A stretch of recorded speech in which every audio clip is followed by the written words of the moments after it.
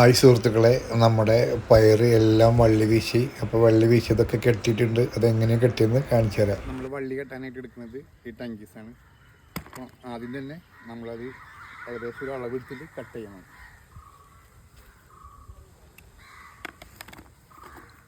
അതിനുശേഷം ഇതേപോലെ ഒരു ചെറിയൊരു കമ്പുമ്മ കെട്ടണം. ഒരു കാരണം വെച്ച് കഴിഞ്ഞാലും പയറിൻ്റെ ചെടിമ്മ കെട്ടിയത് ഇതിങ്ങനെ കെട്ടിയിട്ട് പയറിന് ഇവിടെ ആയിട്ട് കുത്തണം.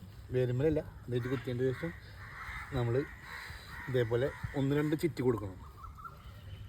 ഒരു പ്രാവശ്യം ചിറ്റി കഴിഞ്ഞാൽ പിന്നെ പെട്ടെന്ന് വയ്ക്കുള്ളൂ. അതിനാണ് പിന്നെ ചിറ്റാനാണ് നമ്മൾ നൂല് കെട്ടിക്കുന്നത്.